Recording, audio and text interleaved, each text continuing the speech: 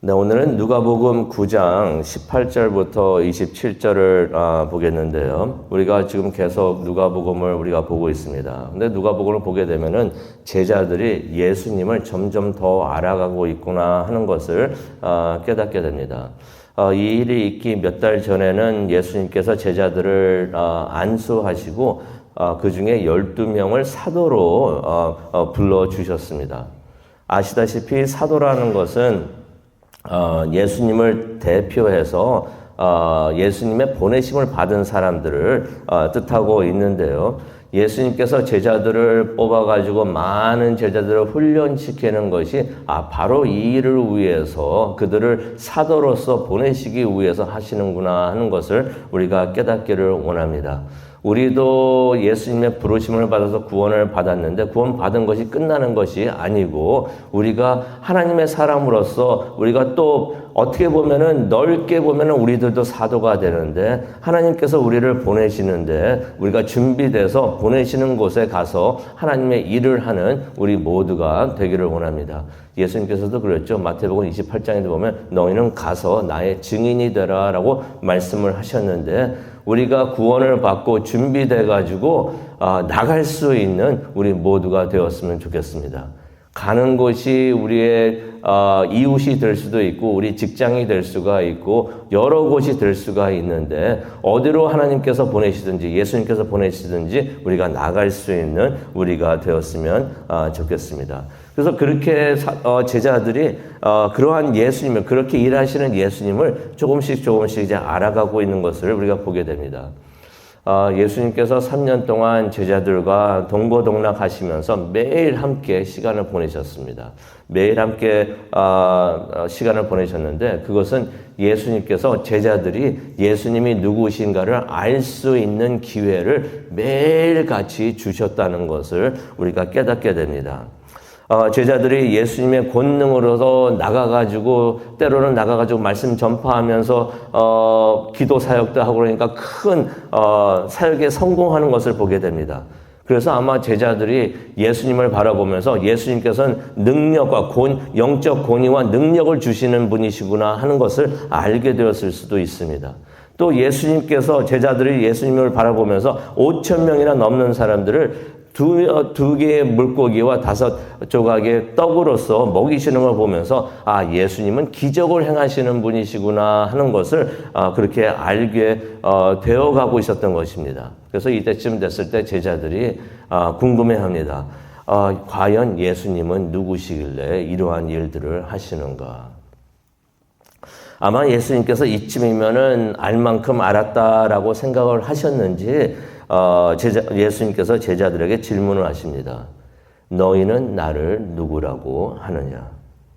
우리도 오랜 시간 신앙생활을 하면서 말씀을 읽으면서 예수님을 알아가고 있는 그런 과정에 있는데 오늘 우리에게 예수님께서도 또 같은 질문을 해 주시는 줄로 믿습니다. 너희는 나를 누구라고 하느냐? 성도님은 예수님을 알아가고 있는 예수님을 누구라고 말씀을 하시겠습니까? 그것을 생각하면서 오늘 말씀을 보도록 하겠는데요. 예수님의 정체에 대해서 우리가 잠깐 생각을 해보기를 원합니다.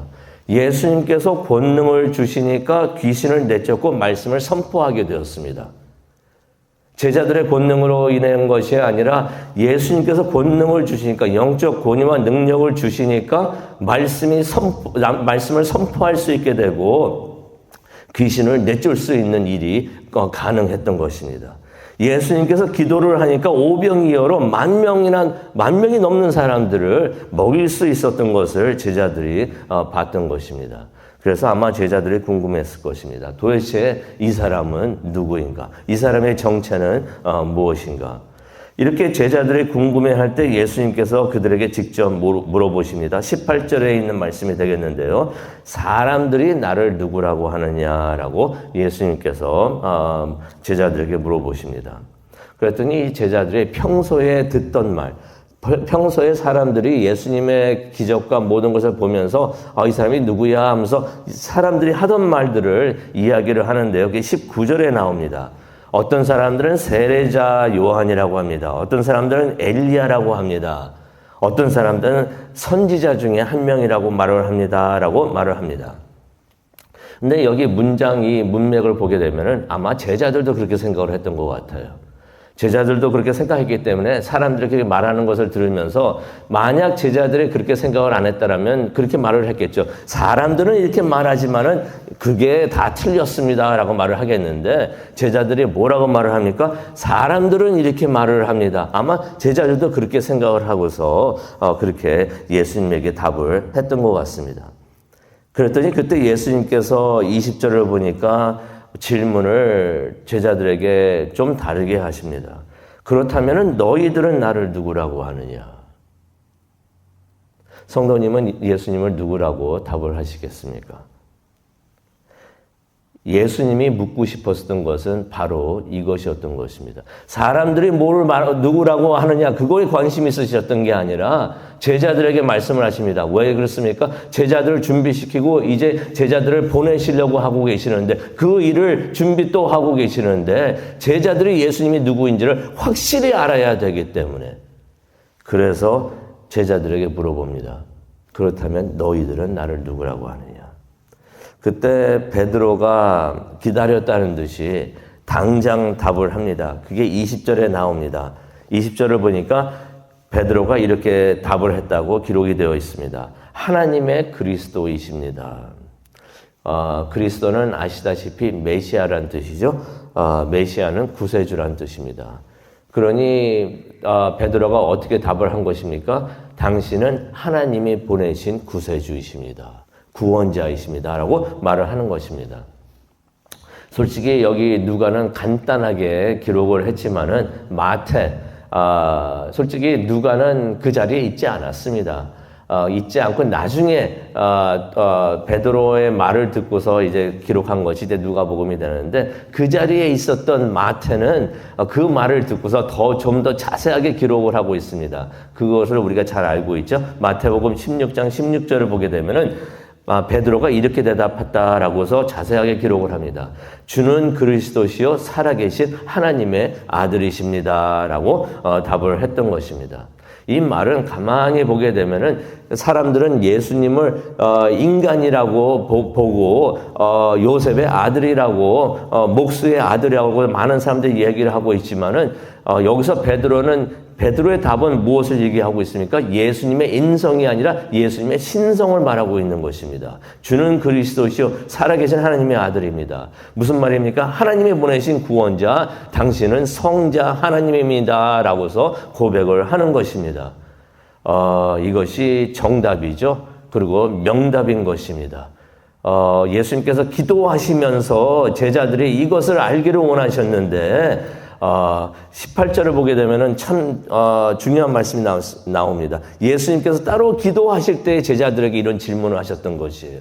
예수님께서 기도하시면서 아마 그렇게 기도하셨던 것 같습니다.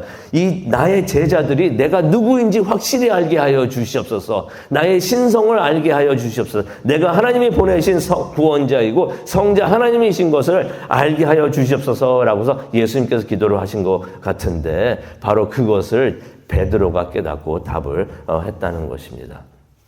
하지만 아직 때가 아니기 때문에 예수님께서 21절에 뭐라고 말씀하십니까? 아무에게도 말하지 말라라고서 예수님께서 말씀을 하십니다. 그러면서 이제 예수님께서 자신의 고난과 죽음과 또 부활에 대해서 말씀을 하십니다. 이전에도 예수님께서 자신의 죽음에 대해서 이제 조금씩 알리셨는데요. 세례 요한이 요한복음 1장 29절을 보게 되면은 세례 요한이 예수님을 가리키면서 뭐라고 말을 합니까? 하나님의 어린 양이라라고 말을 하는 것을 우리가 보게 됩니다.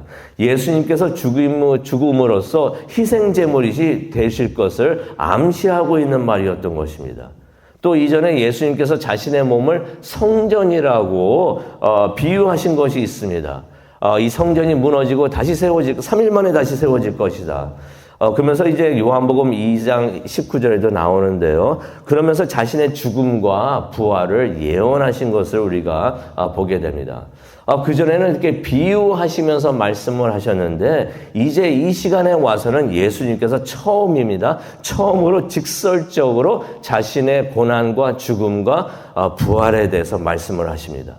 22절에 나오죠. 그래서 22절 참 중요한데 22절 보기를 원합니다. 예수님께서 이렇게 말씀하십니다. 인자가 많은 고난을 받고 또 죽임을 당하고 3일 만에 살아나야 하리라.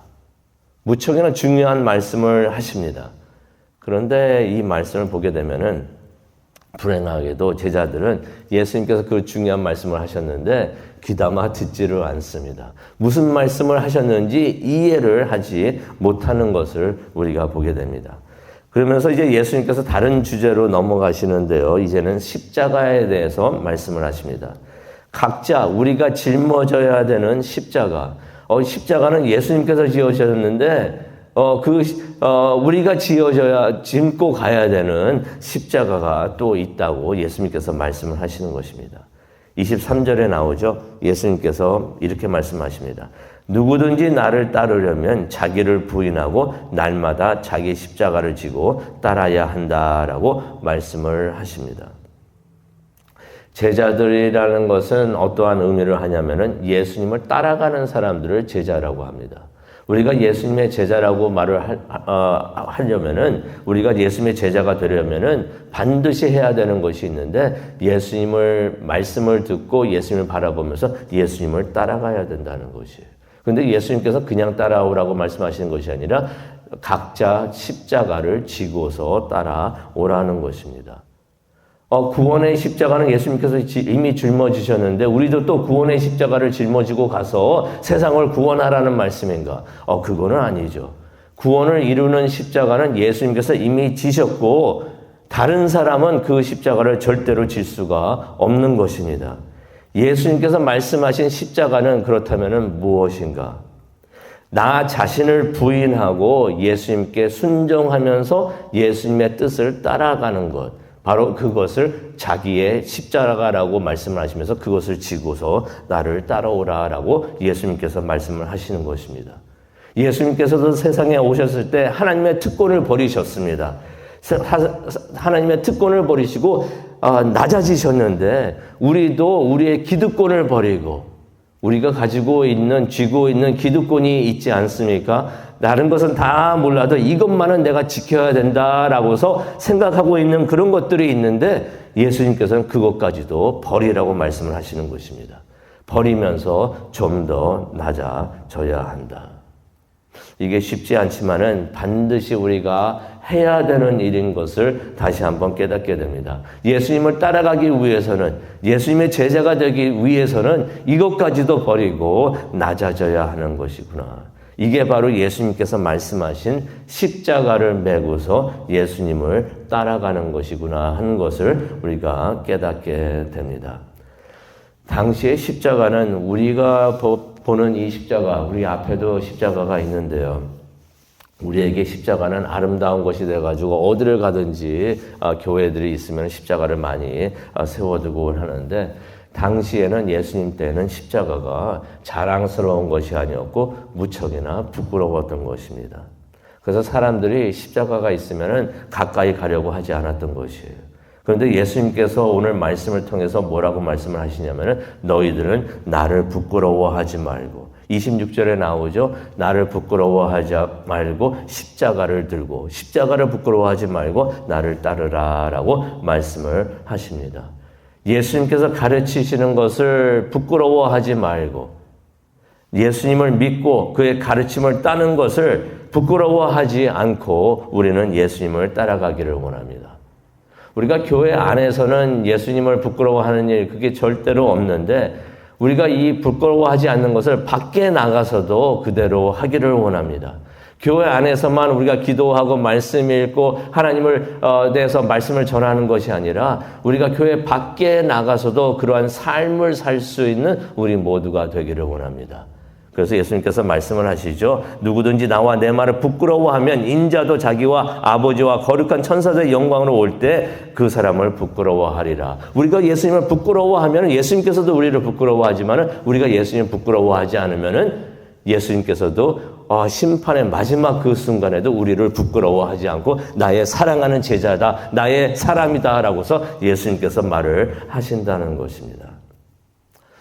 오래전에 제가 둘째 아들이 다니던 대학교를 방문했을 때였습니다. 동부에 있는 대학교였는데 그 학교를 딱 캠퍼스로 들어가는데 많은 사람들이 돗자리를 들고 다니는 것을 제가 봤습니다. 그래서 맨 처음에 저는 그 사람들이 피크닉 가가지고 소풍을 가면서 사용할 돗자리를 들고 다니는 줄 알았어요. 근데 나중에 알고 봤더니 그 돗자리가 무슨 돗자리인가 했더니 기도할 때 사용하려고 쓰는 돗자리였던 것입니다. 제가 지난주에도 제 아파트 그 사무실 앞을 들어가는데 어떤 사람이 그 사람은 돗자리가 없었어요.